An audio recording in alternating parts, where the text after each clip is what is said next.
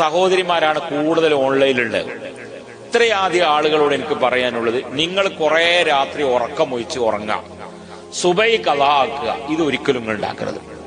അത് ഇനി വയലായാലും പാടില്ല, കുത്താറാത്തീബായാലും പാടില്ല, ഏത് മൗലൂദായാലും പാടില്ല. രാത്രി സമയം കുറെ നേരം ഇങ്ങനെ ഉറക്കമൊഴിച്ചിട്ട് ഇങ്ങനെ കുത്തിരിക്ക. പിന്നെ മനുഷ്യന്മാരല്ലത്, പിന്നെ രാവിലെ ഉറങ്ങണ്ടേ, ഓൽക്ക് പിന്നെ വർക്കത്തും ഉണ്ടാവും. പിന്നെ ദത്ത കുറെ വാത് കേട്ടിട്ട് കാര്യം. സുബൈന്റെ ശേഷം തീരെ ഉറങ്ങാൻ പാടില്ല. സുബൈന്റെ ശേഷം അങ്ങനെ ഉറങ്ങണമെന്നുണ്ടെങ്കിൽ സൂര്യ ഉദിച്ചിട്ടേ ഉറങ്ങാൻ പാടുള്ളൂ.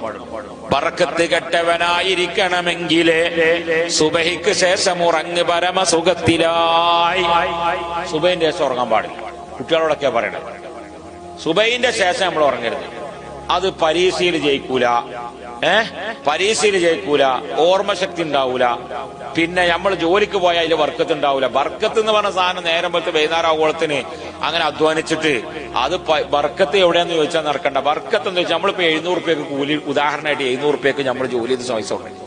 ഈ 700 റുപ്യക്ക് നമ്മൾ ജോലി ചെയ്ത് വന്ന് വൈകുന്നേരം ആയപ്പോ ഇങ്ങനെ പെണ്ണുങ്ങൾ കാത്തുക്കുണ്ട്, വേഗം വരും മനുഷ്യ, ഞങ്ങളെ കാത്തുക്ക്. എന്തേ പാത്തുമ്പോ ഒന്നുമില്ല, മകൻ ഇപ്പൊ ഇങ്ങനെ പോയി വന്നപ്പോ കാല് വെച്ചുത്തിക്കണ്, ഓനെ നഖം ഇപ്പൊ പൊളിഞ്ഞിങ്ങനെ നിൽക്കാണ്, അത് ആശുപത്രി കൊണ്ടുപോകേണ്ടിയിരുന്നാണ്.